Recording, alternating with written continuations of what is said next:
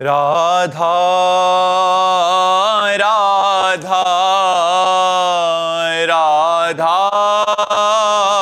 राधा राधा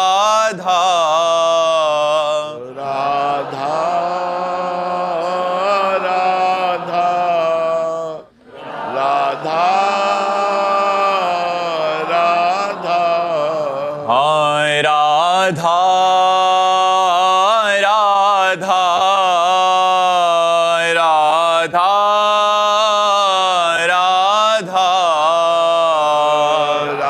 राधा राधा राधा राधा राधा राधा राधा राधा राधा राधा राधा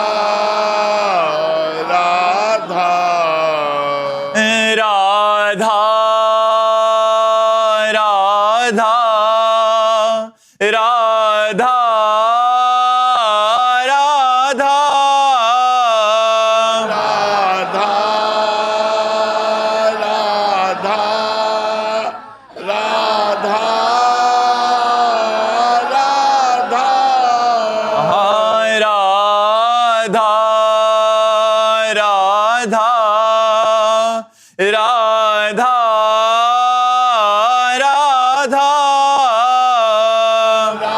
राधा राधा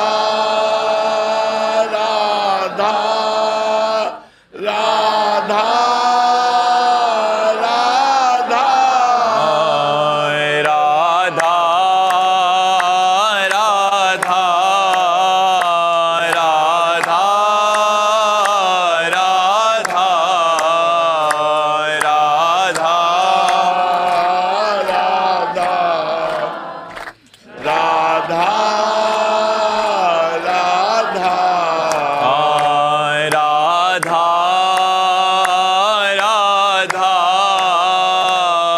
राधा राधा राधा राधा राधा राधा राधा श्री राधा वल्लभ लाल की समस्त संत हरि भक्तन की श्री वृंदावन धाम की सद्गुरुदेव भगवान की। नीरज जी कोलकाता से। राधे राधे। राधे राधे महाराज जी। महाराज जी, जब आप छोटे थे तो आपको सबसे ज्यादा क्या प्रिय लगता था? किसमें प्रियता की बात? देखो, व्यवहार में माँ प्रिय थी, सबसे ज्यादा अम्मा से प्रेम था, क्योंकि माँ ही नहीं तो सबसे ज्यादा प्रेम माँ से था। और खाने में मिठाई प्रिय थी, खेलने में कुश्ती प्रिय थी, क्रीड़ा में कुश्ती प्रिय थी, और भगवान में भगवान शंकर प्रिय थे। हर डिपार्टमेंट बता दिया आपको। महाराज जी, अब आपका स्वास्थ्य कैसा है महाराज? आपके सामने बैठे हैं प्रभु, भगवान की कृपा से चल रहा है, बढ़िया कृपा। भगवान की कृपा से चल रहा है। महाराज जी, आप कह रहे हैं कि रोम रोम से नाम जप कैसे हो महाराज जी? रोम रोम से। हाँ, ऐसा आता है। बोले, नाम श्वास दो बिलग चलत है, इनको भेद न मोकों भावे, श्वासे नाम नाम ही श्वासा, नाम श्वास को भेद मिटावे, नाम श्वास को भेद मिटावे, तब रोम रोम तब रग रग बोले, तब कछ स्वाद नाम को पावे। जब श्वास और नाम एक हो जाए, श्वास ली अपने आप नाम चलने लगे, श्वास छोड़ा नाम अपने आप चल रहा है। जैसे श्वास वैसे ही नाम, नाम श्वास को भेद मिटावे। जब श्वास से जपते जपते हमारे कंठ में आता है, कंठ से हृदय में, हृदय से रोम रोम में छा जाता है। ये बहुत प्रयास करने पर। महाराज जी, जैसे पढ़ाई करते टाइम मतलब सांस पे सांस नाम का अभ्यास करते हैं तो महाराज जी हो नहीं पाता। हाँ, देखो, पढ़ाई के अलावा जितनी देर आप पढ़ाई कर रहे हो उतने समय को भगवान को अर्पित कर दो। जैसे 8 से 10 बजे तक आप पढ़ने में वास्तविक ईमानदारी से लगे रहे, तो 2 घंटा के समय को कृष्णार्पणम मस्तु समझे। फिर खाली समय राधा राधा। अगर 1 सेकेंड भी समय खाली मिला 2 घंटे में तो हम राधा बोल लेंगे, राधा फिर पढ़ रहे हैं। और 2 घंटा समय, 4 घंटा समय, 8 घंटा समय, उसको पूरा 8 घंटे का समय, हे भगवान मैंने पढ़ाई में व्यतीत किया, सो आपके चरणों में समर्पित करते हैं, कृष्णार्पणम मस्तु। तो वो आपका कर्म आपको महान बना देगा। आप देख लेना, चलो आप ऐसे चलो। भिखारी चरण बारिक जी। राधे राधे। राधे राधे महाराज जी। महाराज जी, मैं श्री कृष्ण जी को प्राप्त करना चाहता हूँ, इसके लिए मैं क्या करूँ? पहले तो धन्यवाद कि आप भगवान को प्राप्त करना चाहते हैं। नहीं, इस कलिकाल में भगवान को प्राप्त करने की बात कहाँ होती है। संसार के भोगों की प्राप्ति की चाह में ही लोग पूरा जीवन व्यतीत कर देते हैं। इसके लिए अगर वास्तविक प्राप्त करना चाहते हो तो सबसे पहले किसी संत महापुरुष की शरण में जाओ, उन्हें सद्गुरु रूप में वरण करो, फिर उनके द्वारा बताई हुई साधना करो। पहले किसी संत का आश्रय लो और उसके द्वारा बताई हुई साधना करो, उनके अनुशासन में रहो, वो जैसा जैसा आपको बताएं वैसा चलो, तो भगवत प्राप्ति हो जाएगी। क्योंकि बिना गाइड के हम कहीं नहीं जा सकते अपरिचित जगह में। तो हमारा परिचय तो है नहीं भगवान के, न मार्ग का और न भगवान से। तो हमें गाइड रूपी गुरु चाहिए जो हमें मार्ग का भी परिचय बता सके और भगवान का भी परिचय बता सके। जब तक गुरु मंत्र न मिले तब तक राधा वल्लभ श्री हरिवंश नाम जप करो, ठीक है। और फिर इनसे बात कर लो, फिर गुरु मंत्र ले लो और फिर एक दिनचर्या बना लो और उसी दिनचर्या से चलो। गंदे आचरणों का त्याग करो तो भगवान के मार्ग में आगे बढ़ जाओगे। वीरेंद्र गर्ग जी। राधे राधे महाराज जी। महाराज जी, बहुतों का ये प्रश्न रहता है कि आध्यात्मिक मार्ग पर आगे और प्रगति पाने के लिए दीक्षा का होना जरूरी है। अभी हमने बताया बिना गाइड के आप कैसे चल सकते हैं। गुरु बिनु भवनिधि तरह न कोई, चाहे शिव बिरंच सम होई। जब सच्चिदानंद भगवान श्री राम अवतार ग्रहण करते हैं तो गुरु रूप से वशिष्ठ भगवान को स्वीकार करते हैं, विश्वामित्र जी के चरण चापते हैं। जब भगवान सच्चिदानंद श्री कृष्ण रूप धारण करते हैं तो संदीपनी जी को गुरु रूप में वरण करते हैं। तो जिनकी श्वासों से वेदों का प्रादुर्भाव हुआ, वो भगवान जब गुरुदेव का वरण करते हैं तो हम इंसान को गुरुदेव के वरण के बिना कैसे भगवत प्राप्ति हो सकती है। इसलिए प्रथम भगति संतन कर संगा, प्रथम भक्ति है संत महात्माओं का संग करे और जो वेदों के पारगामी विद्वान हो और परब्रह्म की अनुभूति से युक्त हो, ऐसे गुरुदेव का वरण करे। सहसा किसी को गुरु न बनावे, पहले खूब संग करे और जब परिचय अच्छे से प्राप्त हो जाए और अपनी श्रद्धा टिक जाए कि ये महात्मा हमारे गुरु पद पर विराजमान होंगे तो हमारी भावना कभी हटेगी नहीं, तो फिर बना लेना। सहसा किसी के कहने से गुरु नहीं बनाना चाहिए कि हमने इनको गुरु बनाया तो आप भी बना लीजिए, या प्रवचन सुना भीड़ देखा तो गुरु बना लिया, ऐसे नहीं। पहले खूब जांचना चाहिए और अपने भाव देखने चाहिए कि मेरे भाव यहाँ लगते हैं कि नहीं, कि गुरु साक्षात परब्रह्म, गुरु मेरा परब्रह्म परमात्मा बैठा हुआ गुरु के रूप में बोल रहा है, मेरे भाव ऐसे हैं कि नहीं। जब ऐसे भाव हो जाए तो गुरु मंत्र ले लेना चाहिए। जिस संत के प्रति हो जाए उस संत से गुरु मंत्र ले लेना चाहिए। प्रवीण कौशिक जी दिल्ली से। श्री राधे राधे महाराज जी। महाराज जी, काम, क्रोध, लोभ, मोह, मद, मत्सर, इन सबसे लड़ने में प्रयासरत हूं, परंतु ये बहुत ताकतवर है महाराज जी। केवल इस भरोसे कि आप हमारे एक सदगुरुदेव भगवान हैं, मुझे श्री जी मिल जाएंगी, यही बस एक आस है। गुरुदेव भगवान, वो कौन सी गलतियां हैं? ये तो 100% हम स्वीकार करते हैं कि ये बहुत बलवान हैं, इनके लिए हमारी ताकत काम नहीं करेगी, भगवान की कृपा काम करेगी। हमारी ताकत बहुत छोटी है और ये बहुत बड़े बल से समन्वित है। जब कामदेव ने भगवान शंकर समाधि में बैठे थे और उनकी समाधि भंग करने का निश्चय किया और पंचबाण संधान करके प्रयोग किया तो भगवान शंकर की समाधि खुल गई। सोचो कितना बलवान है। आदि देव महादेव भगवान शंकर की समाधि को जो भंग कर सकता है, वो और ऋषि मुनि महात्माओं की तो बात ही क्या है। फिर आप लोग तो गृहस्थ में संसार में हैं, जहाँ यही क्रीड़ाएं हो रही हैं संसार में, जहाँ वातावरण ही काम का है, वहां काम पर विजय प्राप्त करना बहुत कठिन बात है, पर भगवान नाम में बहुत बड़ी सामर्थ्य विराजमान है। यदि हम भगवान नाम जप करें और इससे बचने का निश्चय कर ले, हमें जो कोई विकार परास्त करता है तो उसके मूल में होती सुख बुद्धि, इससे सुख मिलेगा। और अगर ये बात हट जाए कि इसमें सुख नहीं है तो हम जीत सकते हैं। पर हम जबान से भले कर दें अरे इसमें कोई सुख नहीं, लेकिन अंदर एक लालसा लगी रहती है कि इसमें सुख है, इसमें सुखानुभूति है, इसीलिए हम फेल हो जाते हैं। भगवान ज्ञान दें तब बात समझ में आवे, इसलिए खूब नाम जप करो और सतोगुणी भोजन पाओ, सतोगुणी दृश्य देखो, सतोगुणी वातावरण में रहने की कोशिश करो, तो कुछ बचाव हो सकता है, कुछ बचाव। तो भगवान से प्रार्थना करके, रो करके, विनय करके, तब धीरे धीरे धीरे क्रमशः शांति की प्राप्ति होती है। फिर घृणा हो जाती है, संसार के भोगों से एक ऐसी स्थिति आती है कि घृणा हो जाती है। रमा विलास राम अनुरागी, तजत बमन जिम जन बड़ भागी। बमन माने समझते हैं ना, बमन उल्टी, जैसे उल्टी को कोई खाना नहीं चाहेगा, ऐसे विषय भोगों की इच्छा खत्म हो जाती है।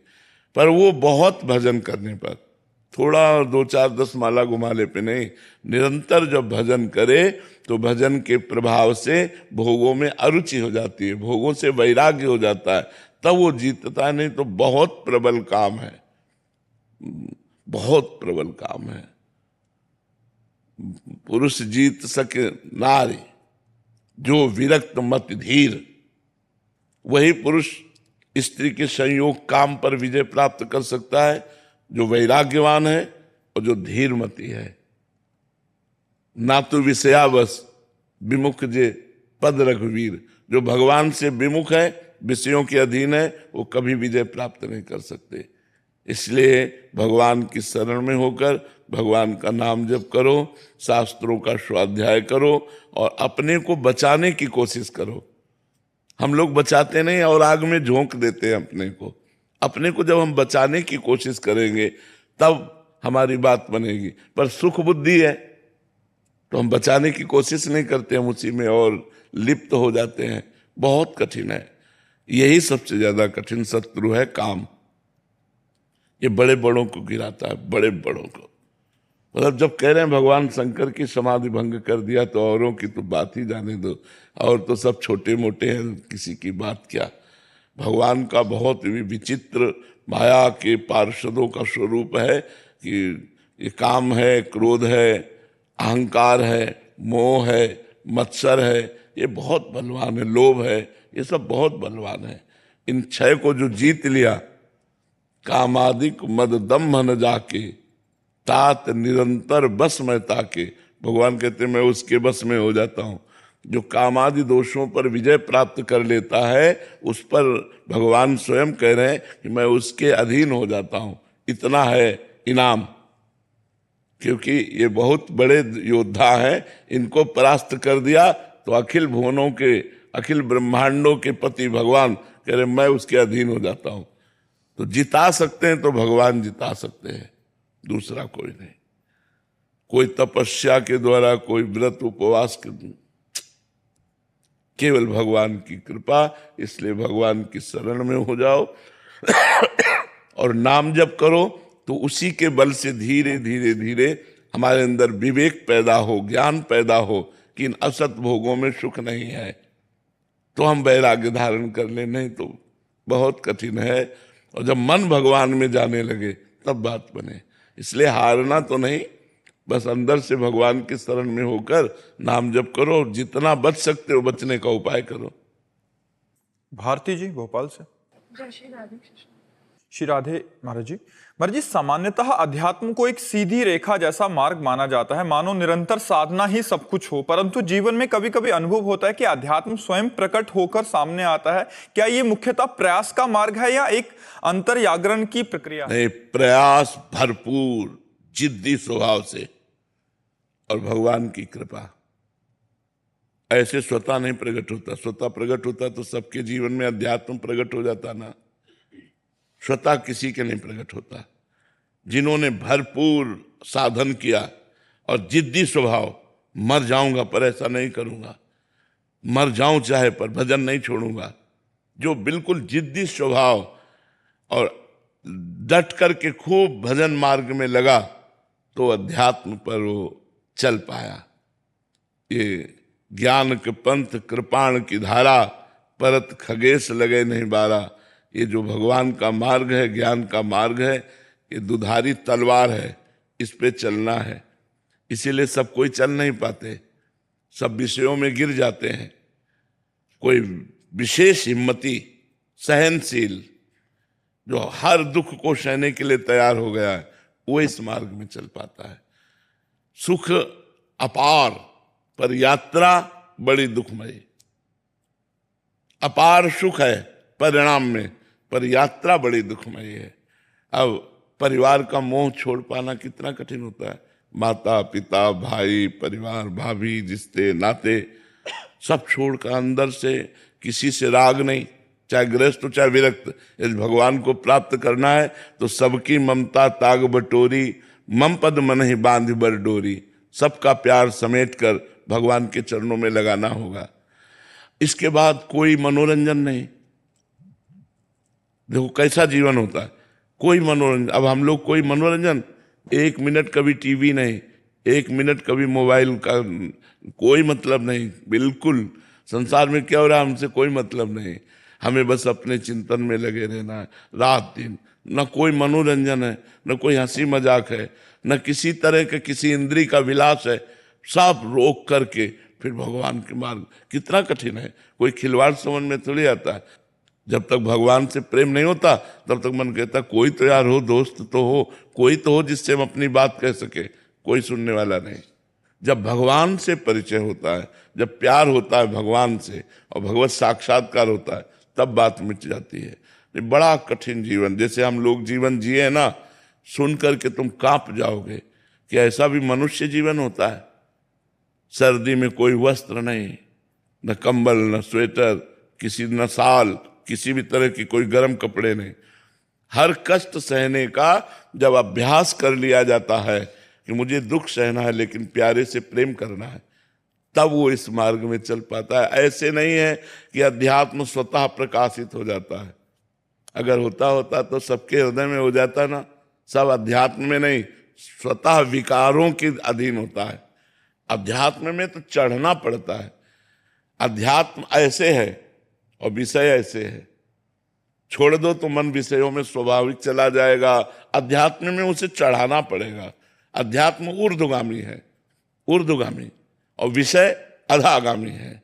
विषय पतन का मार्ग है, अध्यात्म उन्नति का मार्ग है। तो उन्नति के लिए चढ़ना होगा। चढ़ने के लिए हमको जिद्दी स्वभाव और दुख सहने का स्वभाव, चाहे जो कुछ हो जाए मैं इस बार भगवान को प्राप्त करके रहूंगा, ऐसा स्वभाव, तब वो भगवान के मार्ग में चलता है।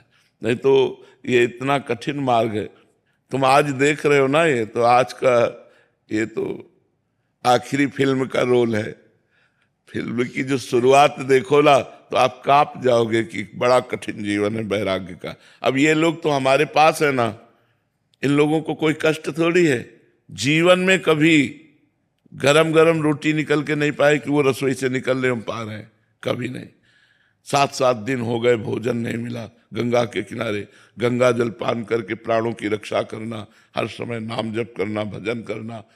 तब परमार्थ का जो मार्ग है वो ऐसे नहीं। जीवित मर जाए उलट आप में समाए, यही दिलगिरी है। पर परमार्थ का जो मार्ग है वो केवल 2-4 माला घुमा लेना है। जीवित मर जाए, जैसे मरे हुए पुरुष में कोई कामना नहीं होती, मान अपमान का बोध नहीं होता, ऐसे। हमें एक संत मिले, उन्होंने कहा, नई अवस्था थी, तो उन्होंने कहा तुम बाबा जी तो बन गए हो लेकिन निर्वाह करना बहुत कठिन है। कहा क्यों महाराज जी? उन्होंने कहा जैसे कुत्ते को रोटी डालो वो पाने के लिए आ जाएगा, और डंडा मारो चला जाएगा, फिर पुचकारो फिर आ जाएगा, फिर उसको दबका दो फिर चला जाएगा।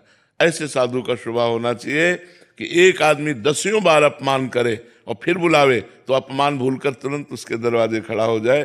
कभी उसको ये भान न होना चाहिए कि ये 10 दिन से मुझे गालियां दे के भगा रहा है, मैं इसके दरवाजे कभी नहीं जाऊंगा, ऐसा। और कहा सुनो, मन को ऐसे मारना है जैसे सांप को बंदर पकड़ लेता है और वो पेड़ पर घसता है उसका मुंह, फिर कान में लगाता है, अगर सूं हुआ जरा सा फिर घसता है। बोले ऐसे मन को पकड़ करके अगर तनिक भी विषय की चंचलता रह गई, मारो मन को। मन मारे तन बस में कि ना हुआ भरम सब दूर, बाहर से कछ दिखत नाही अंदर चमके नूर। आपो त्याग जगत में बैठे नहीं किसी से काम, उनमें तो कछु अंतर नहीं संत कहो चाहे राम। जिन्होंने मन को मार लिया, जिन्होंने इंद्रियों को वश में कर लिया, जो अपने देह राग को भूल गए, जो संसार के सुखों को रौंद डाला, वो परमार्थ उनके हृदय में अध्यात्म प्रकाशित होता है। तो इसलिए हमारी प्रार्थना है कि ये न समझा जाए अगर स्वतः प्रकाशित होता तो सबके हृदय में प्रकाशित हो जाता। जो जितना कठिन तप करता है, जो जितना प्रयासरत है, उतने अध्यात्म में आगे बढ़ पाया। रजत भारद्वाज जी। राधे राधे महाराज जी। महाराज जी, नाम अभ्यास की प्रारंभिक अवस्था में नाम जाप करना और नाम का ध्यान करना ये अलग अलग होते हैं, और क्या आगे चलकर ये एक हो जाएंगे? ध्यान और जप एक साथ हो जाएंगे? बिल्कुल बिल्कुल एक हो जाएंगे। आपको प्रयास ही नहीं करना पड़ेगा, श्रोता चलते रहेंगे। श्रोता वो अभ्यास बन जाता है ना, तो श्रोता वो चलता रहता है। बस शांत ऐसे देखते हैं, सुनाई दे रहा है, दिखाई दे रहा है, उसी में डूब रहा है। जब तक प्रयास होता है तब तक आनंद की अनुभूति नहीं होती, क्योंकि पाप होते हैं ना, वो भस्म होते हैं, और जब पाप भस्म हो जाते हैं, हृदय निर्मल होने लगता है, तो स्वतः ऐसे मंत्र खेलता है, मंत्र हृदय में नाचता है, तो उसी के आनंद में डूबा रहता है। सब रिद्धियां सिद्धियां उसके पास आ जाती है। जो निरंतर नाम जप करता है, समस्त सिद्धियां उसके पास आ जाती, पर वो सिद्धियों को इसलिए स्वीकार नहीं करता कि भगवान का प्रेमी है। वो प्रेम प्राप्ति के लिए वो भगवान की सिद्धियों का भी त्याग कर देता है। दीयमानम न गृहणन्ति बिना मत सेवनम जना, देने पर भी वो भगवान की सिद्धियों को स्वीकार नहीं करता। भगवान से अविरल भक्ति मांगता है, भगवान से प्रेम मांगता है। तो जैसे हम प्राथमिक अभ्यास करते हैं, वही जब सिद्ध हो जाता है तो स्वाभाविक हो जाता है। राधे जी, शरण जी। राधे राधे महाराज जी। गुरुदेव भगवान आपके चरणों में कोटि कोटि प्रणाम। गुरुदेव, प्रिया प्रीतम के गुरुदेव के संतों के चरणों में जैसी आसक्ति, निर्मल प्रीति होनी चाहिए, बार बार उसका अभाव सा महसूस होता है। महाराज जी, ये आसक्ति कैसे प्रकट हो? यह अभाव पूरे जीवन महसूस होता रहेगा अगर सही ढंग से चले तो। अभाव, असंतोष भजन में ये उन्नति का लक्षण है। और संतुष्ट हो जाना, अरे, और ये महसूस हो जाना कि मेरे में कुछ है, वो अहंकार है। जब महसूस नहीं होता तो अहंकार भगवान के चरणों में समर्पित होता है, और जीवन भर जब ये और बढ़ जाता है तो रोना आता है कि प्रभु पूरा जीवन हो गया, जैसा भजन होना चाहिए वैसा भजन नहीं, आपसे प्रेम नहीं, संतों से वैसी आसक्ति नहीं, नाथ में बड़ा अधम हूँ। और वो रो रो कर भगवान से प्रार्थना करने लगता है। इसी में उसके अंदर प्रेम का प्रादुर्भाव हो जाता है। ये अच्छी बात है ऐसा रहना कि हमारे अंदर न संतों से वो प्रेम है, न भगवान से वैसा प्रेम है, न वैसा भजन होता है। पर ईमानदारी से भजन करते रहना चाहिए। ये केवल वाणी का विषय नहीं होना चाहिए, ये हृदय का विषय होना चाहिए। इसी से दैन्यता आती है। तृणादपि सुनीचेन, मैं तृण से भी नीच हूँ, ऐसा तभी भाव आता है। निरंतर नाम जप करना चाहिए, हमारे प्रयास में कमी नहीं होनी चाहिए, और भाव यही रहना चाहिए कि जैसा भजन होना चाहिए वैसा भजन नहीं है। यदि ऐसी स्थिति रही तो अच्छा साधक बन जाएगा। और जहाँ थोड़ा सा भजन करके संतोष हो जाता है और अहंकार हो जाता है, वो भी पतित हो जाता है, वो परमार्थ पर चल नहीं पाता है। इसलिए ये भाव उत्तम है, पर प्रयास हमारा अथक होना चाहिए। रात दिन कभी शास्त्र स्वाध्याय, कभी नाम जप, कभी सत्संग सुन रहे, कभी समाज की सेवा कर रहे हैं, परिवार की सेवा कर रहे हैं, वो सब भगवान को अर्पित करे, भगवद स्मरण परायण रहे तो साधना उत्तम हो जाती है। हरसुख दास जी महाराज।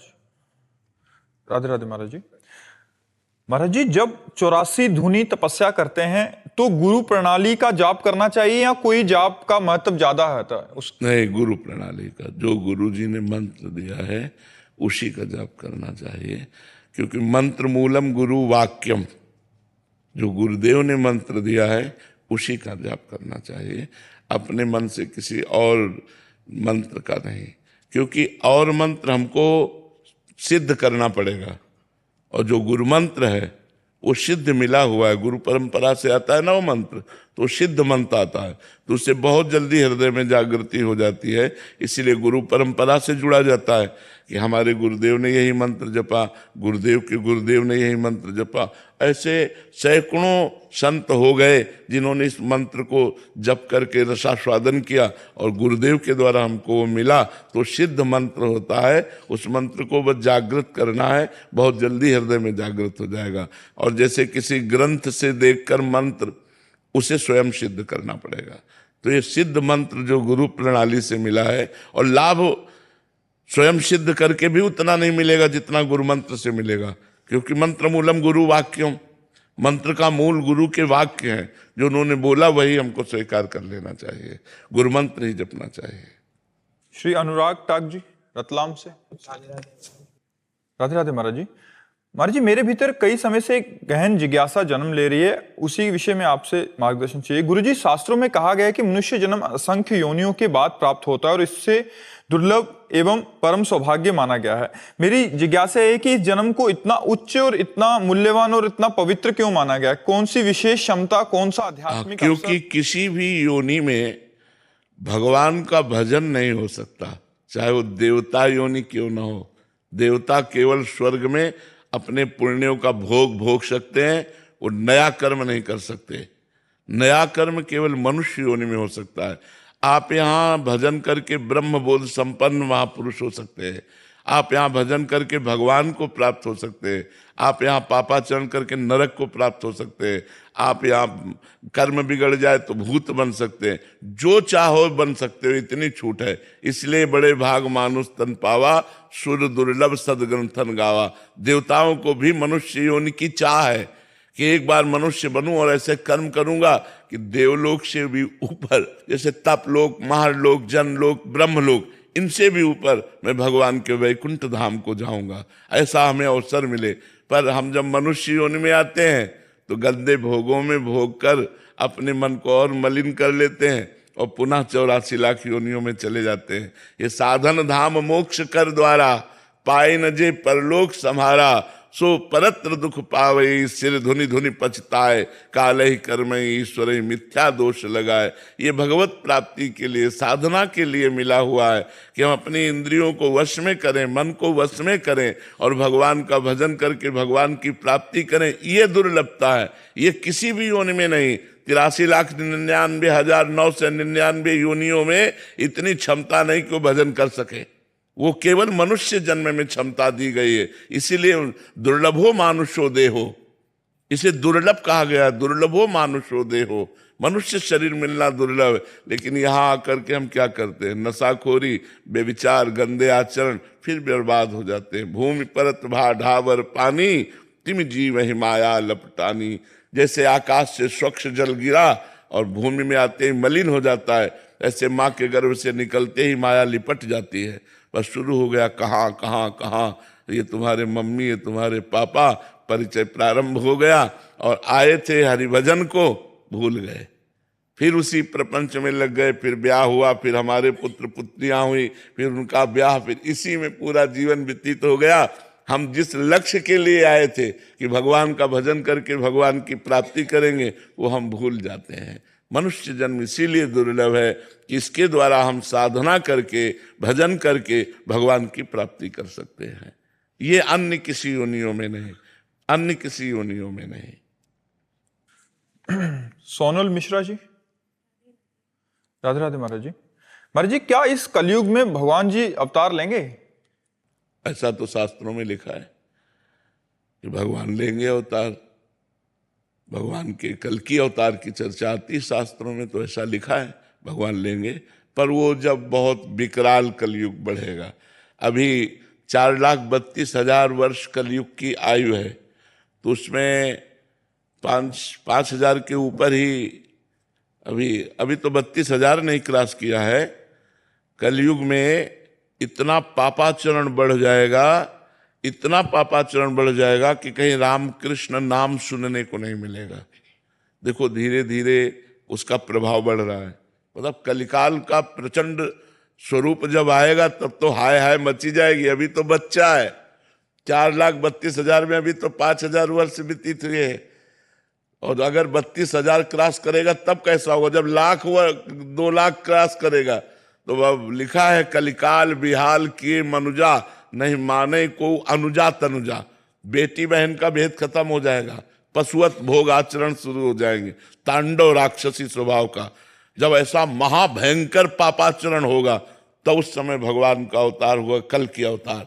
फिर वो दुष्टों का विनाश करके तब फिर सतयुग आ जाएगा।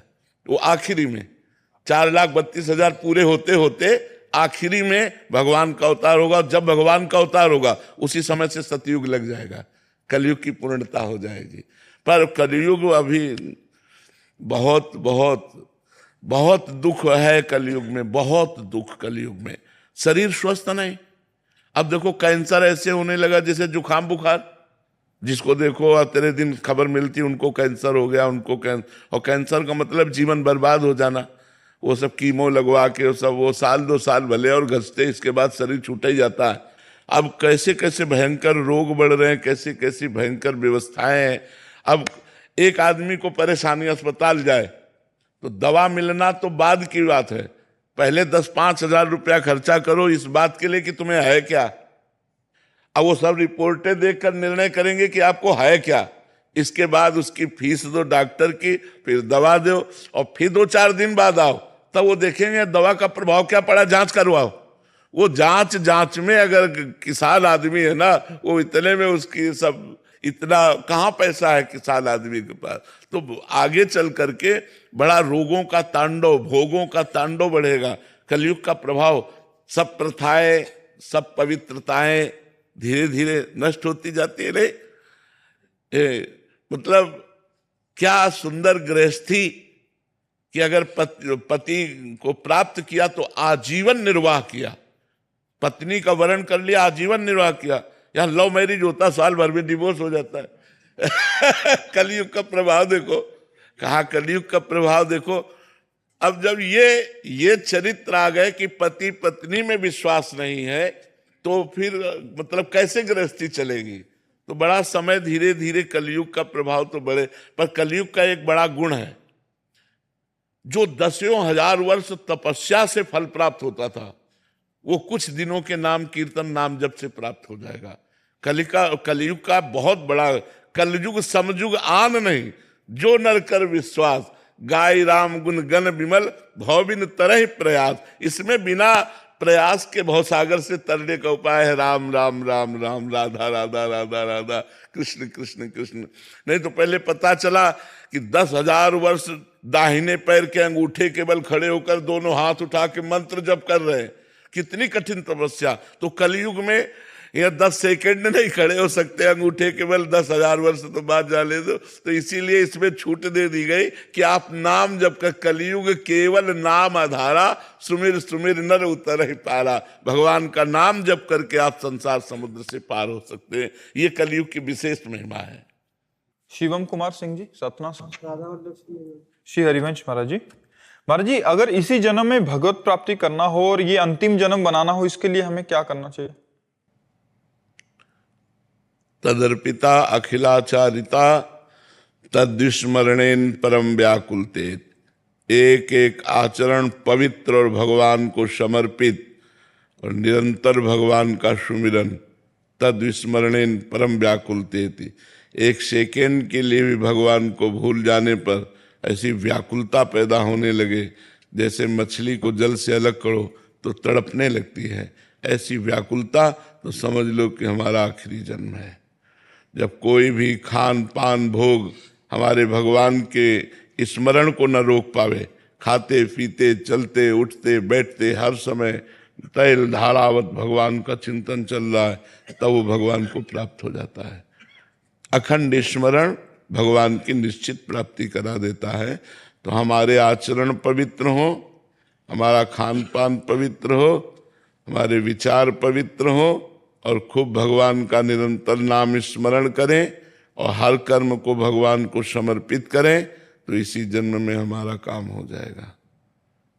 अपने को भूल जाओ और भगवान के स्मरण में मस्त हो जाओ, यही परम पद है, यही भगवान की प्राप्ति है। भगवान कहीं दूर नहीं, आपके हृदय में ही बैठे हुए हैं। जितना भजन करेंगे उतने अनुभव होता जाएगा। नहीं तो माया का चद्दर ओढ़े हुए, त्रिगुण माया का पर्दा लगाए हुए हृदय में ही बैठे हैं, कहीं दूर नहीं है। भजन के प्रभाव से माया का प्रभाव हटे तो भगवान का साक्षात्कार हो जाए। हृदय मंदिर में भगवान विराजमान है और जहां उनका साक्षात्कार हुआ, आखिरी जन्म समझो, आखिरी जन्म। रोहित शर्मा जी।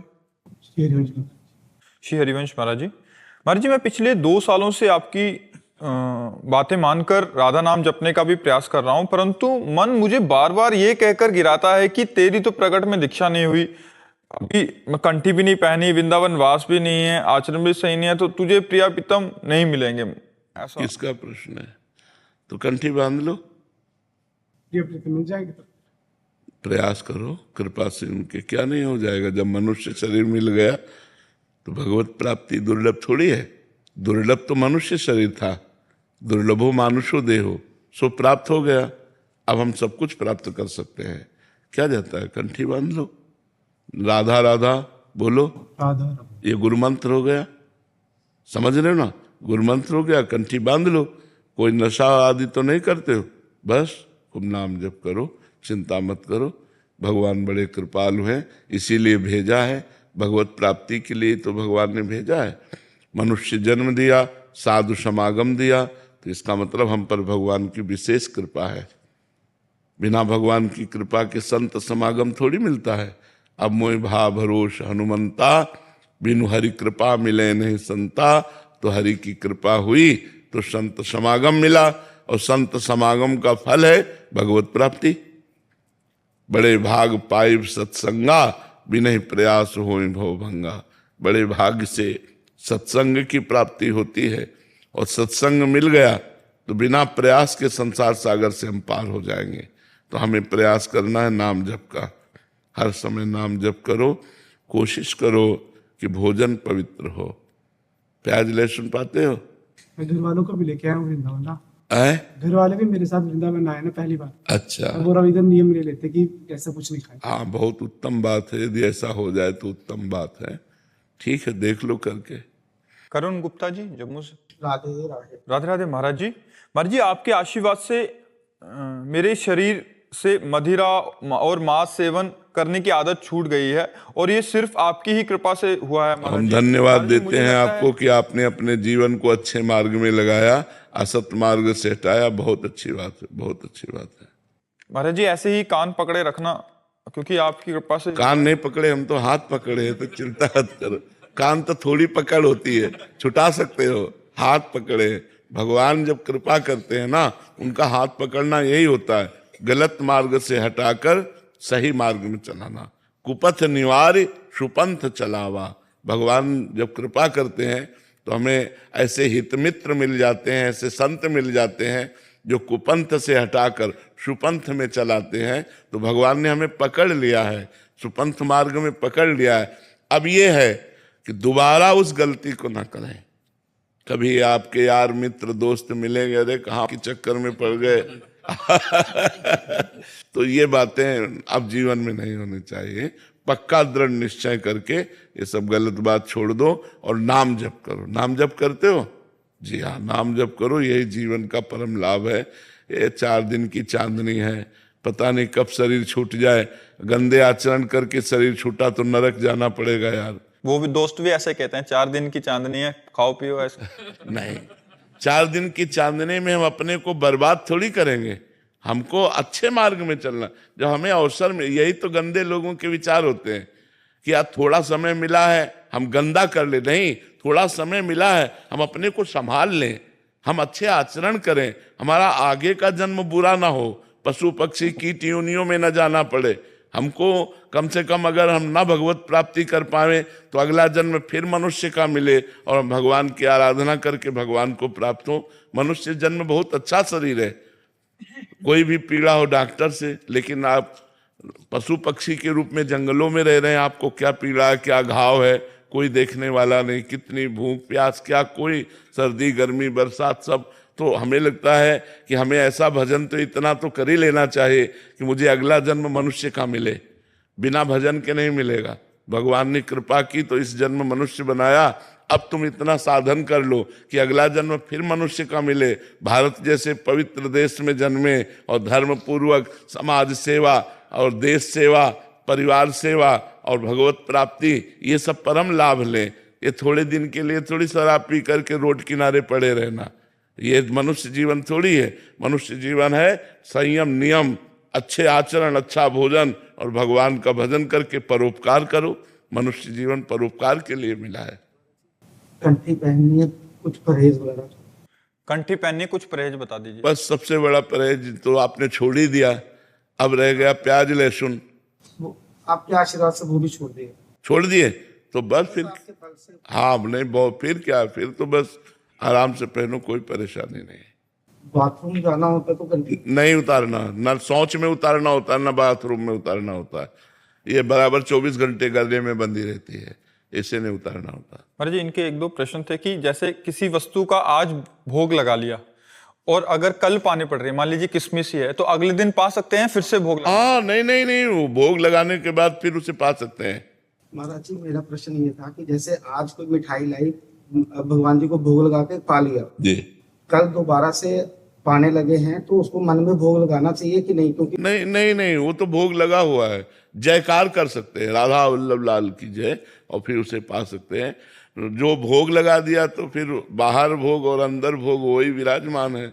तो मानसिक लगाओ चाहे प्रगट में लगाओ, एक बार भोग लग गया, अब जैसे हमें दोबारा पाना है तो राधा वल्लभ लाल की जय पाने लगे, ऐसे जय। छोटे छोटे प्रश्न, जैसे एक डब्बा लेके आए निमित्त से कि भोग लगाना है, अगर उसी में से 4 पीस निकाले और अलग से भोग लगा दिया तो अगले दिन फिर उस डब्बे से लगा? हाँ हाँ, उसी डिब्बे से वो तो चल अमनिया ही लेके। था। हाँ तो या फिर पूरा डब्बा लगाया तो फिर वो पूरा प्रसादी हो गया ना? नहीं, 4 पीस अगर हमारी आज जरूरत है, हमने 4 पीस का भोग लगाया, अगर उसमें 8 पीस है तो हम 4-4 पीस 3 दिन भोग लगाएंगे जी। महाराज जी, इनका एक और प्रश्न था कि अगर कोई इंसान वृंदावन की रज मांगे या पर वो मांस मदिरा का सेवन करता हो तो देनी चाहिए? दे देना चाहिए, रोगी है दवा देनी चाहिए रोगी है दवा देनी चाहिए, मरीज है बड़ा सीरियस मरीज है, उसको तो तुरंत देनी चाहिए। उसकी श्रद्धा तो बनी और रजरानी कृपा करेंगे, उसकी बुद्धि शुद्ध हो जाएगी और गलत आचरण त्याग देगा। पहले तो उसकी धन्यवाद है कि उसकी रज में तो श्रद्धा बनी कि वृंदावन की रज है, इतनी श्रद्धा ही उसका कल्याण कर देगी, इतना ही कल्याण कर देगी। रज में बड़ी सामर्थ्य है। एक ज्योतिषाचार्य जी वृंदावन अपने मित्र के साथ आए, बड़े ज्योतिषाचार्य थे और सच्चे ज्योतिषाचार्य थे। तो उनके मित्र ने कहा कोई चमत्कार दिखाओ। तो बगल में एक आदमी चल रहा था, उन्होंने उसकी भाग्य रेखा पढ़ी और कहा कल इसे 12 बजे वृंदावन में सांड मारेगा और मर जाएगा। ज्योतिष से तुरंत विचार किया, तो बोले अब यार हम 12 बजे तक इसका पीछा करेंगे, कल तक किया और 12 बजे ठीक 12 बजे वृंदावन का सांड आया और पेट में सिंह उसेर दिया, वो मर गया। उनको अनुभव हुआ कि इसको भगवत प्राप्ति हो गई। तो उनका ऐसा कैसे हो गया, इसकी तो दुर्गति होनी थी, तो पापी आदमी था, ये भगवत प्राप्त कैसे हो गया सांड मारने से? तो वृंदावन के रसिकों से मिले, उन्होंने कहा हमने उसके आचरण और उसके गणित से देखा इसकी दुर्गति होनी थी और ये भगवत प्राप्त कैसे हो गया। तो उनका वृंदावन के सांड सींग जो है वो रज में ऐसे ऐसे करते हैं ना, उसमें रज लगी थी, तो जब मारा तो उसके पेट में रज चली गई तो उसका कल्याण हो गया। रज रानी परम कल्याण करने वाली है। कोई मर रहा हो और उसके मुख में वृंदावन की जरा सी रज डाल दो, उसका कल्याण हो जाएगा।